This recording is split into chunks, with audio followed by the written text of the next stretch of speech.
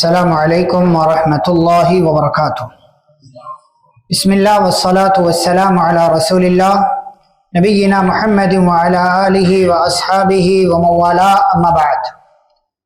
آج کی اس مجلس میں آپ کے سامنے پارہ نمبر 20 کے حوالے سے مختصر گفتگو ہوگی انشاءاللہ۔ کل پارہ نمبر 19 میں ایک آخری سوال پر ہم نے مجلس ختم کیا تھا۔ کیا سوال تھا؟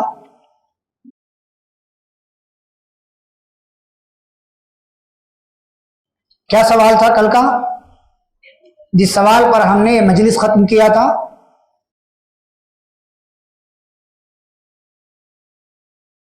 سوال پر ہم نے مجلس ختم کیا تھا۔ کیا سوال تھا؟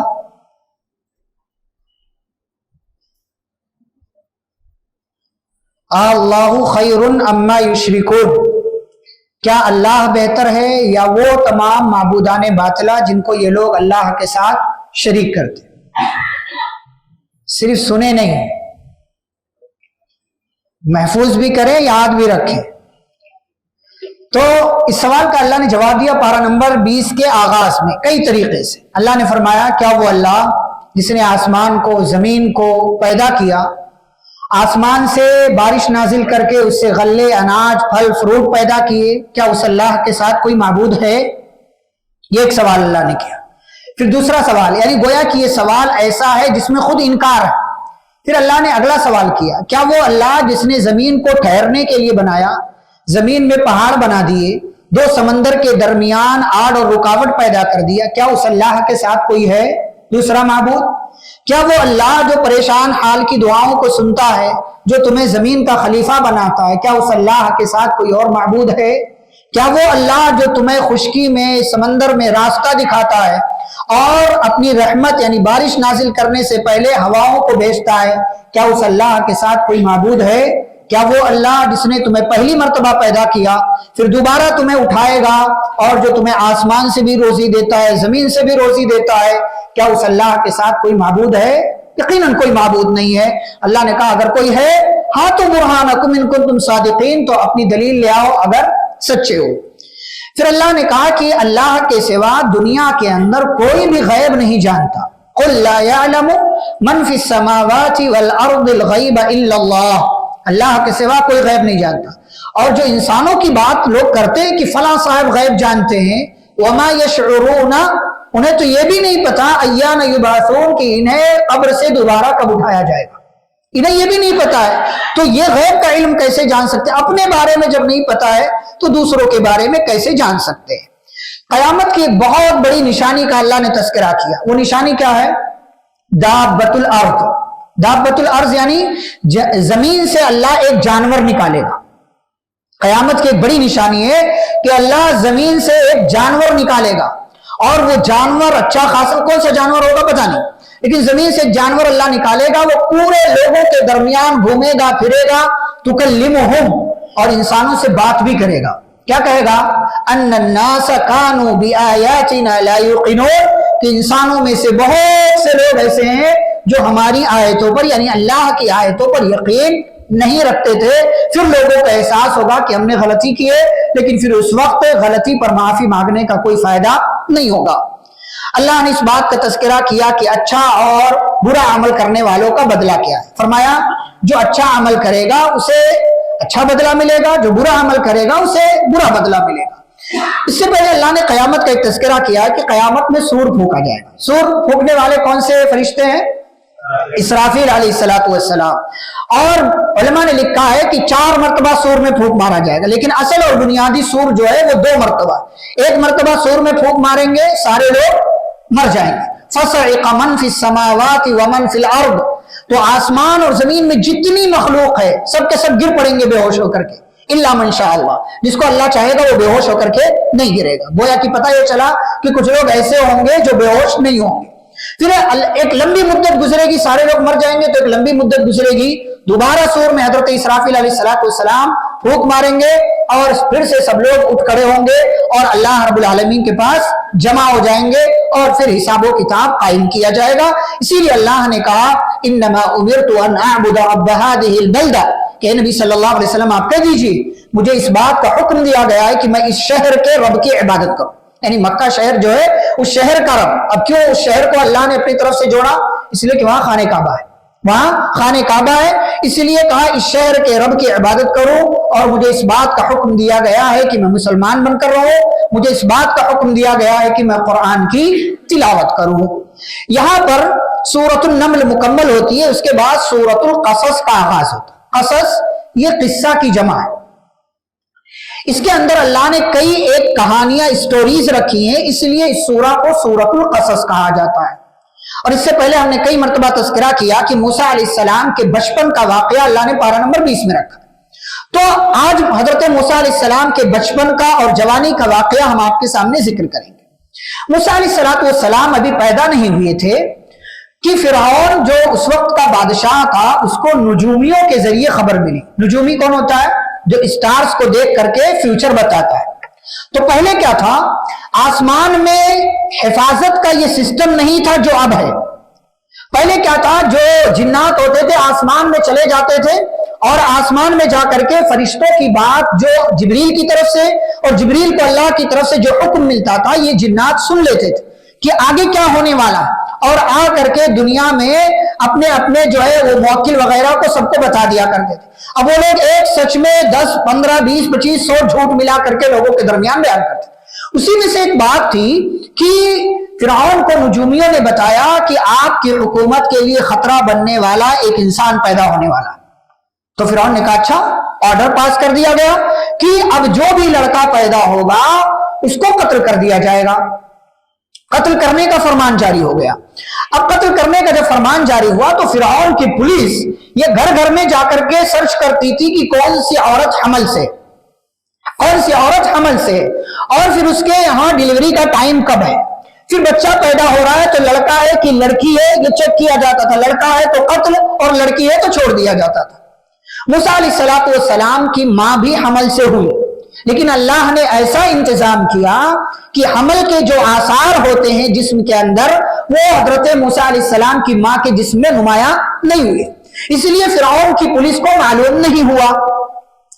لیکن موسیٰ علیہ السلام جب پیدا ہو گئے تو ظاہر سی بات ہے اب بچہ پیدا ہوا ہے تو خبر تو پھیلے گی کہ فلاں گھر میں بچہ پیدا ہوا ہے, وہ بھی لڑکا. تو اللہ رب العالمین نے موسیٰ علیہ السلام کی ماں کے دل میں بات ڈالی. وحی نہیں, وحی کا مطلب یہاں الہام ہے, اللہ نے وحی کا لفظ استعمال کیا لیکن وہ الہام کے معنی میں. الہام کس کو کہتے ہیں؟ اللہ ڈائریکٹ کوئی بات آپ کے دل میں ڈال دیتے, اس کو الہام کہتے ہیں.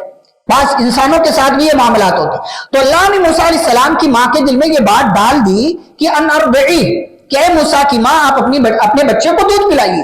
فَإِذَا خِفْتِ عَلَيْهِ, اور جب ڈر ہو کہ فرعون کی پولیس آئے گی لے کر کے بچے کو جائے گی, اس سے پہلے آپ کام کیجئے صندوق میں بچے کو بند کیجئے, باکس میں رکھیے اور اسے دریا کے حوالے کر دیجئے. کون سا دریا؟ دریائے نیل. دریائے نیل کا اس دریا کے حوالے کر دیجئے. اور اللہ نے وعدہ بھی کیا وَلَا تَخَافِي, ڈریے نہیں, وَلَا تَحْزَنِي, غم مت کیجئے, إِنَّا رَادُّوهُ إِلَيْكَ, ہم آپ کے بچے کو آپ کی طرف ضرور لوٹائیں گے. وَجَاعِلُوهُ مِنَ الْمُرْسَلِينَ, اور ہم آپ کے بچے کو رسول بھی بنائیں گے. یہ اللہ نے موسیٰ علیہ السلام کی ماں سے وعدہ کر لیا. اب موسیٰ علیہ السلام کی ماں نے دودھ پلانا شروع کر دیا. ادھر جب ان کو ڈر لاحق ہوا کہ فرعون کی پولیس پکڑ لے گی تو انہوں نے الہام جو ہوا تھا اسی کے مطابق فیصلہ کیا اور بچے کو صندوق میں بند کر کے دریا کے حوالے کر دیا. اب جب دریا کے حوالے کیا تو ساتھ ہی ساتھ موسیٰ علیہ السلام کی جو بہن تھی, ان کی بیٹی یعنی موسیٰ علیہ السلام کی ماں کی بیٹی موسیٰ علیہ السلام کی بہن, ان سے کہا قصی ہی کہ صندوق کا پیچھا کرو, یہ کہاں جاتا ہے. فبصرت به عن جنوب, اور لوگوں سے چھپ چھپ کر کے اس کو دیکھتے رہو, کہیں ایسا نہ ہو لوگوں کو معلوم ہو جائے. ٹھیک ہے, یہ بہن کیسی ہوتی ہے, ایک بھائی کے لیے کیا کرتی ہے بہن. تو بہن نے پیچھا کیا صندوق کا. اب یہ صندوق فرعون کے محل کے پاس پہنچا, فرعون کی پولیس نے اٹھایا, دربار میں لے گئے. موسیٰ علیہ السلام کی بہن بھی کسی طریقے سے داخل ہو گئی. اب موسیٰ علیہ السلام کی بہن جب اندر داخل ہوئی اور پورا جب صندوق کھولا گیا, فرعون بھی ہے اور فرعون کی بیوی آسیہ بھی ہے, اور ابھی اسلام اور ایمان کا کوئی مسئلہ نہیں ہے, تو فرعون کی بیوی آسیہ بھی ہے اور بقیہ پورا دربار ہے. تو صندوق کھولا گیا, بچہ.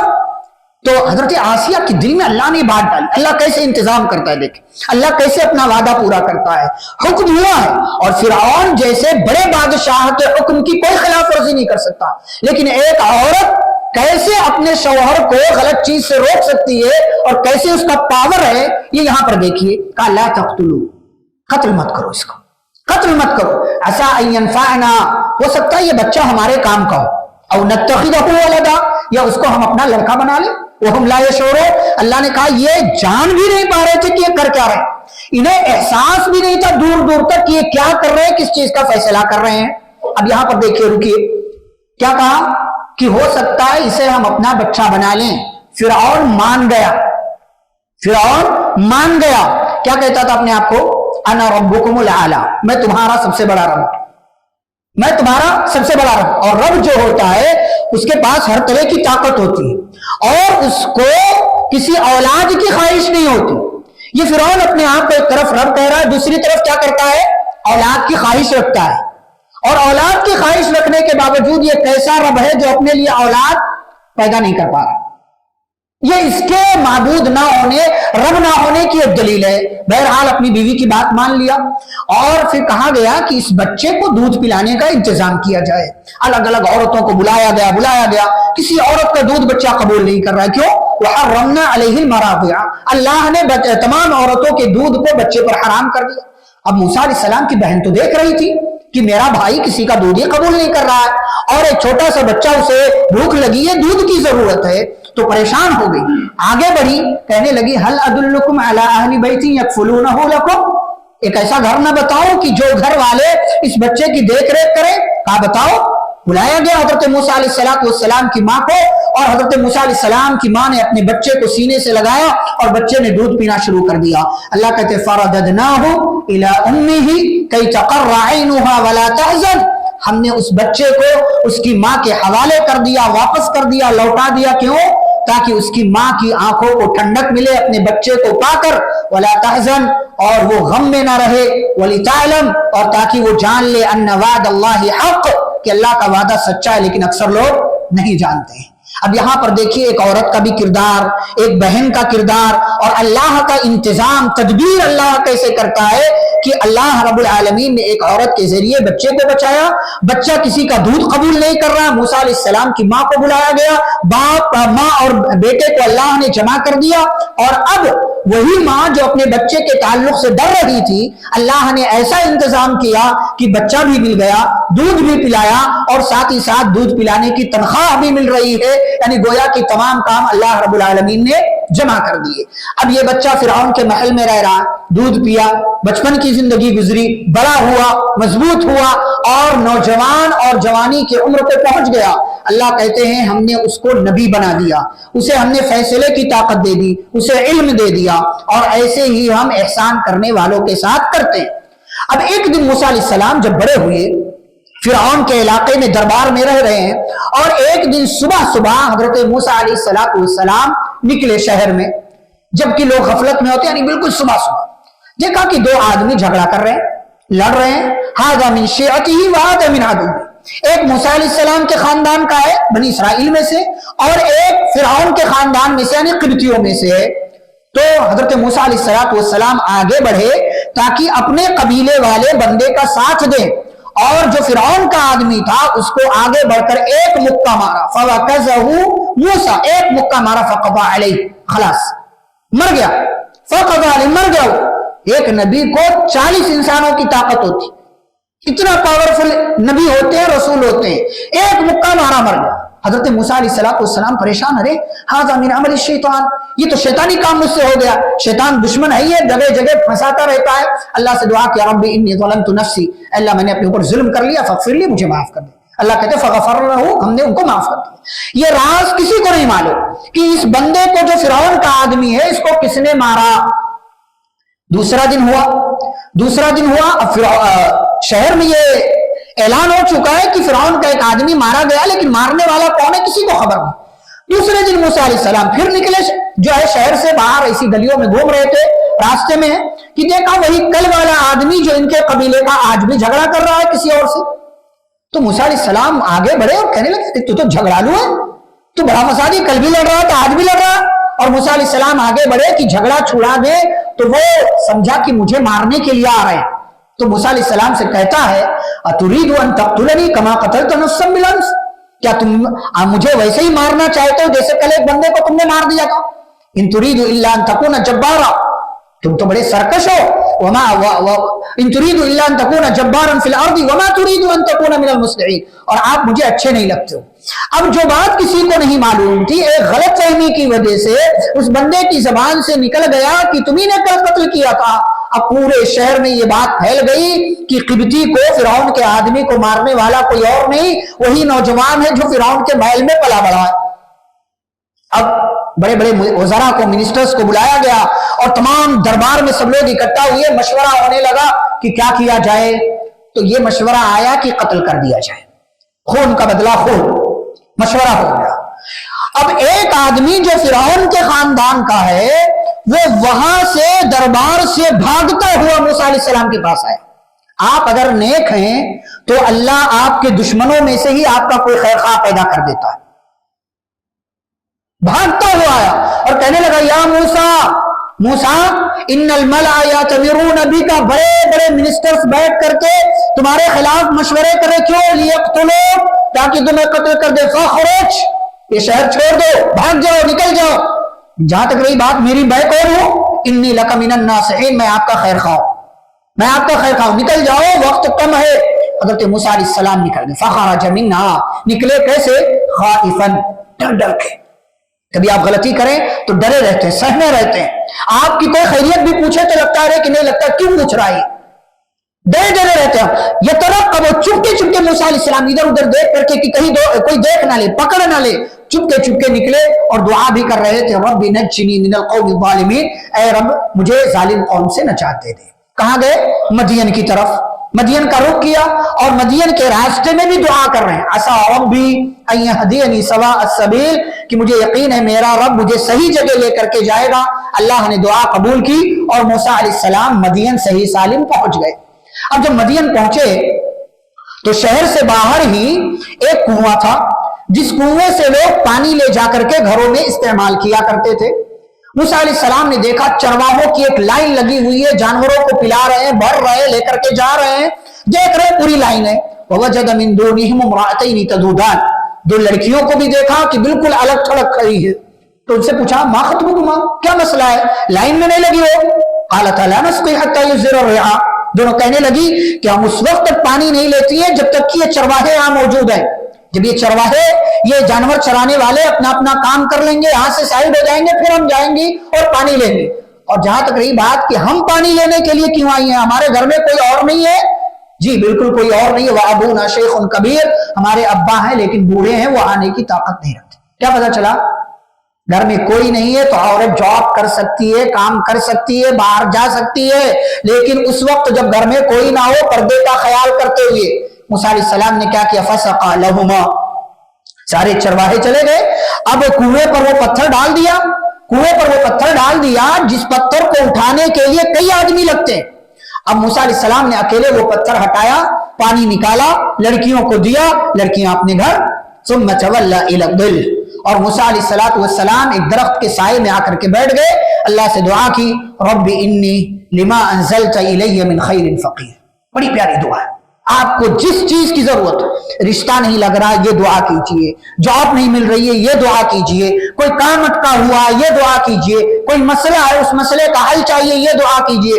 रब्बी इन्नी लिमा अंज़लता इलैया मिन खैरिन फ़क़ीर, सूरह क़सस की गालिबन आयत नंबर 24 है। अल्लाह ने कहा, मूसा अलैहिस्सलाम ने दुआ किया, ऐ मेरे रब जो भी खैर तो मुझे दे दे, मैं उसका जरूरतमंद हूं, मैं उसका मोहताज हूं। मूसा अलैहिस्सलाम ये दुआ करके बैठे। थोड़ी देर गुजरी, फजाअतहु इहदाहुमा तमशी अला इस्तिया, दुआएं कैसे कबूल होती हैं? दोनों लड़कियों में से एक लड़की आई, कैसे? शर्म हया के साथ, शर्म हया के। दोनों लड़कियों की खूबसूरती का तस्करा नहीं किया अल्लाह ने, किसी और चीज का तस्करा नहीं किया, सिर्फ एक खूबी कि वो लड़की आई कैसे? शर्म हया के साथ, और कहती है मूसा इन्ना अबी यदऊका, हमारे अब्बा आपको बुला रहे हैं। क्यों? लियजज़ियका अजर मा सक़ैत लना, ताकि आपने जो हमको पानी निकाल कर दिया है उसका बदला दें, मुआवजा दें आपको। काम कितना छोटा सा, लेकिन मुआवजा देने के लिए बुलाया। क्या पता चला? कोई काम करवाइए किसी से, छोटा हो तो मुआवजा दीजिए उसको।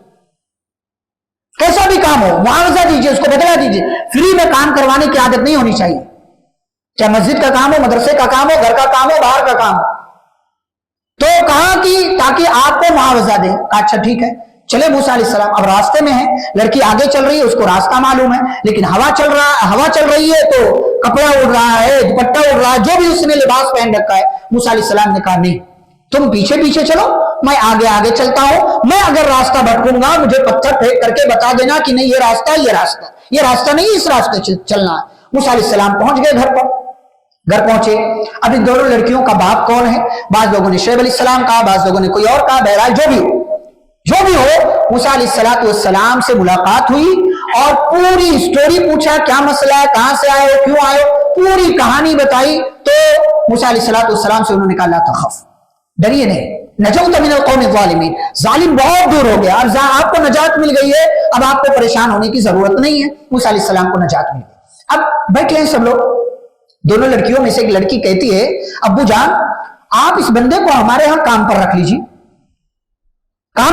और काम करने वाले बंदे के यहां दो खूबी जो होनी चाहिए वो दोनों इनके यहां क्या क्या, अल कवी अल अमीन, एक तो ताकतवर हो, काम करने के लायक हो, कमजोर को हम काम पर नहीं रखते। नंबर दो, अमानतदार हो, हमारे घर में किसी किस्म की खयानत ना करे।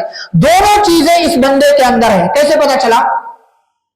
कुएं का पत्थर हटाया, जो भी सामान रखा जाता था वो हटाया, पता चला ताकतवर है। और रास्ते में कहा नहीं तुम पीछे पीछे चलो, मैं आगे आगे चलता हूं। गोया कि ये बंदा नेक है, पाक दामन है, अच्छा खासा है, अच्छा भला है, इसलिए ये अमानतदार भी, अमानत में खयानत नहीं करेगा।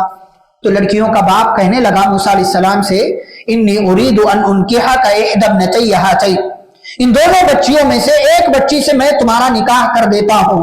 महर क्या होगा? तुम हमारे यहां 8 साल काम करोगे, 8 साल काम करोगे। फ़इन अतममता अशरन, अगर 2 साल और करके 10 साल पूरा करते हो तो ये तुम्हारी मर्जी, फमिन इंदिक, तो ये तुम्हारी तरफ से होगा। लेकिन वमा उरीदु अन अशक्का अलैक, मैं तुम्हें 10 साल के लिए मजबूर नहीं करूंगा, और इंशाअल्लाह तुम मुझे नेक लोगों में से पाओगे, यानी किसी किस्म का हमारे दरमियान कोई इख्तिलाफ नहीं होगा। मूसा अलैहिस्सलाम ने कहा ज़ालिका बैनी व बैनक, ठीक है ये हमारे और आपके दरमियान ये एग्रीमेंट पक्का। अय्यमल अजलैन क़ज़ैतु फला उद्वान अलैया, जो भी टाइम में रहूं, चाहे 8 साल या 10 साल, उसके बाद जब जाना चाहूं तो हमारे दरमियान किसी तरह की कोई बात नहीं होगी। वल्लाहु अला मा नक़ूलु वकील, और ये दुनिया का वो वाहिद निकाह है जिसका वकील कौन है? अल्लाह रब्बुल आलमीन, जिसका वकील अल्लाह रब्बुल आलमीन है। तो लड़की से निकाह हुआ, कौन सी लड़की से? वही लड़की जो बुलाने गई थी, वही लड़की जो बुलाने गई थी, और जिसकी क्या क्वालिटी अल्लाह ने बताई? शर्म और हया वाली थी। क्या पता चला? रील्स पर ठुमका लगाने वाली औरतों से निकाह मत करो, लड़कियों से निकाह मत करो। आजकल देखिए आसान हो गया है, शादियों में जाओ फौरन वीडियो बना करके यहां डालो, वहां डालो, स्टेटस पे डालो, यहां फेंको, वहां फेंको, सारा बिल्कुल पूरा मामला जो है बिगाड़ कर रखा हुआ लोगों ने। शर्म और हया वाली लड़की से शादी करो। शर्म और हया बेहतरीन जेवर है। मूसा अलैहिस्सलाम की इस एक दुआ का नतीजा आप देखिए कि मूसा अलैहिस्सलाम ने दुआ मांगा, अल्लाह से खैर का सवाल किया, कुछ नहीं था उनके पास, इस एक दुआ की वजह से मूसा अलैहिस्सलाम को घर मिल गया, रहने का ठिकाना मिल गया, काम मिल गया, बीवी मिल गई, और बीवी भी ऐसी जो नेक है, और अगले 8 से 10 साल की टेंशन मूसा अलैहिस्सलाम की खत्म हो गई, सिर्फ एक दुआ की वजह से। रब्बी इन्नी लिमा अंज़लता इलैया मिन खैरिन फ़क़ीर। और मूसा अलैहिस्सलाम ने उसके बाद 10 साल वहां रहे। 10 साल में मूसा अलैहिस्सलाम ने 10 साल गुजारे।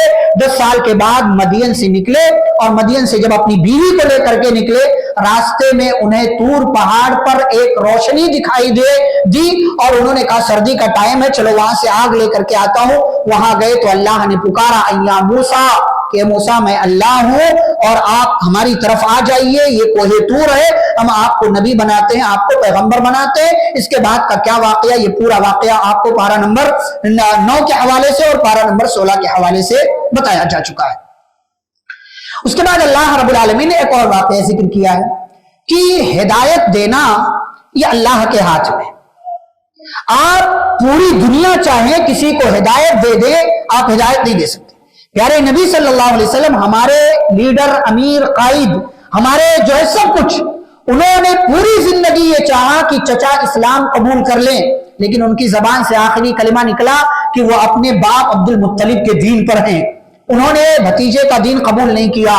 پیارے نبی صلی اللہ علیہ وسلم کو بہت برا لگا، لیکن اللہ نے آیت نازل کی انک لا تہدی من احببت ولکن اللہ یہدی من یشاء، کہ نبی آپ جس کو چاہیں ہدایت دے دیں، نہیں دے سکتے، اللہ جس کو چاہتا ہے ہدایت دیتا ہے۔ اور ہدایت دو طرح کی ہوتی ہے، ہدایت کی دو قسمیں، نمبر ایک ہدایت ہدایت ارشاد، یعنی گائیڈ کرنا، جیسے میں آپ کو بتا رہا ہوں، یہ ہدایت ارشاد ہے، میں آپ کو گائیڈ کر رہا ہوں۔ اس کے بعد کی جو ہدایت ہے ہدایت توفیق، یہ اللہ کے ہاتھ میں، آپ اگر بات کو قبول کریں گے، عمل کرنے کی کوشش کریں گے، تب اللہ آپ کو توفیق دے گا اور آپ کو ہدایت ملے گی، یہ والا اللہ کے ہاتھ میں ہے۔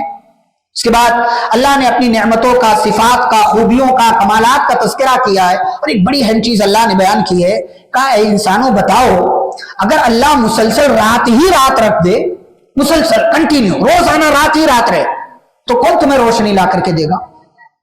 کون تمہیں روشنی لا کر کے دے گا؟ اور یہ بتاؤ کہ اگر اللہ کنٹینیو روشنی رکھ دے، ہمیشہ دن ہی دن ہو، کون وہ راتیں تمہیں لا کر کے دے گا جس میں تم سکون حاصل کرتے ہو؟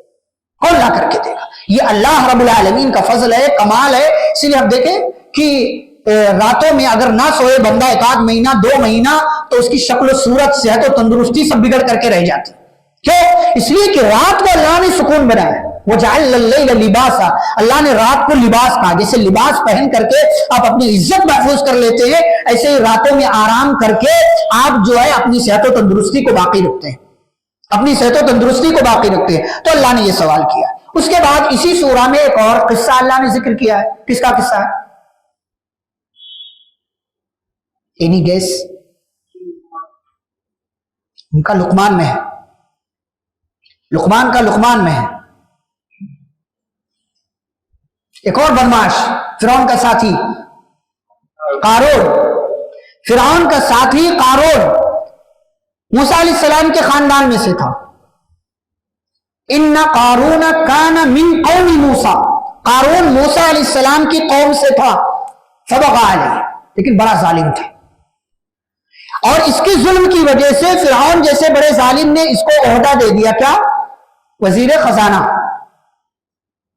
فائنینس منسٹر، وزیر خزانہ، اور بہت بڑا عالم بھی تھا۔ عالم یعنی دنیا کے حساب سے بہت زیادہ اس کو علم تھا، اور اسی علم کے بل پر اس نے اتنی دولت کمائی کہ اللہ نے کہا لَتَنُوءُ بِالْعُصْبَةِ أُولِي الْقُوَّةِ، اس کے خزانوں کی چابیاں اٹھانے کے لیے طاقتور اور باڈی بلڈر لوگوں کی ایک بڑی جماعت اٹھاتی تھی خزانوں کی چابیاں۔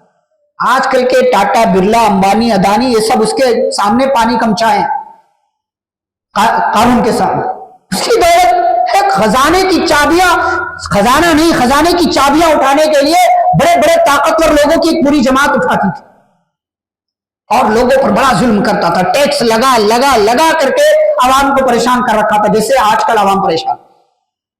قوم کہتی تھی، لوگ سمجھاتے تھے، قارون کیا کر رہے ہو، ہمارے ہی علاقے کے ہو، ہمارے ہی اپنی قوم کے ہو، یہ سب مت کرو، تکبر مت کرو، اللہ تکبر کرنے والوں کو پسند نہیں کرتا۔ دنیا میں ہو تو دنیا میں رہ کر کے اپنی آخرت کی فکر کرو، دنیا کماؤ، خوب کماؤ، لیکن آخرت کو فراموش نہ کرو، اور جیسے اللہ نے تمہارے ساتھ احسان کیا، تم بھی اللہ کے بندوں کے ساتھ احسان کرو، زمین میں فساد مت پھیلاؤ، اللہ فساد پھیلانے والوں کو پسند نہیں کرتا۔ تو وہ کہتا تھا انما اوتیتہ علی علم عندی، کون اللہ؟ کس اللہ نے دیا مجھے یہ سب؟ کسی نے نہیں دیا، یہ میں نے اپنے علم کے بل پر کمایا، گھمنڈ۔ تو اللہ نے کہا اولم یعلم، کیا اسے نہیں پتا کہ اس سے پہلے کتنے لوگ آئے جو بڑے طاقتور تھے اور بہت بڑی تعداد اور لشکر کے مالک تھے، مال ان کے پاس زیادہ تھا، اللہ نے ان سب کو ہلاک کر دیا، اس کو نہیں پتا؟ بتاؤ اس کو۔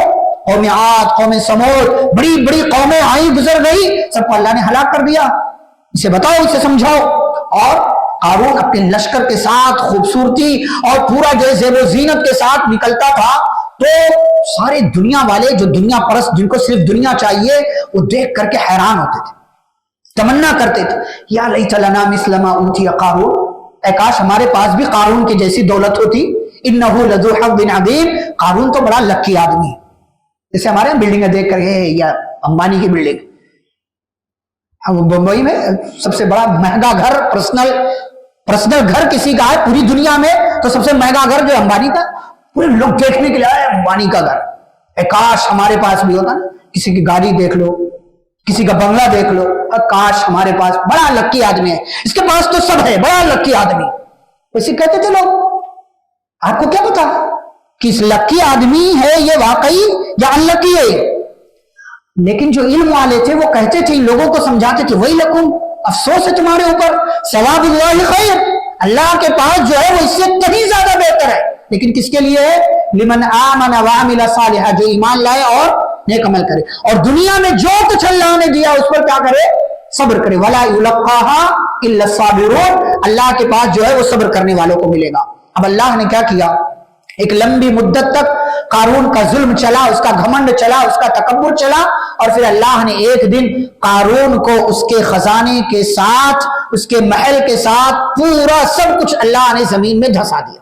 کہتے اللہ نے, ہم نے اس کو زمین میں دھسا دیا, اس کے محل کے ساتھ, اس کے خزانے کے ساتھ.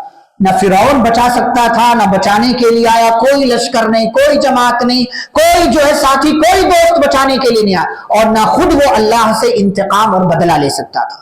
اب جب قارون کو اپنی نگاہوں کے سامنے وہی تمام لوگوں نے ڈوبتے ہوئے دیکھا جو کل تک قارون کے جیسا بننے کی تمنا کر رہے تھے, جب قارون کو زمین میں دھستا ہوا دیکھا تو کیا کہنے لگے؟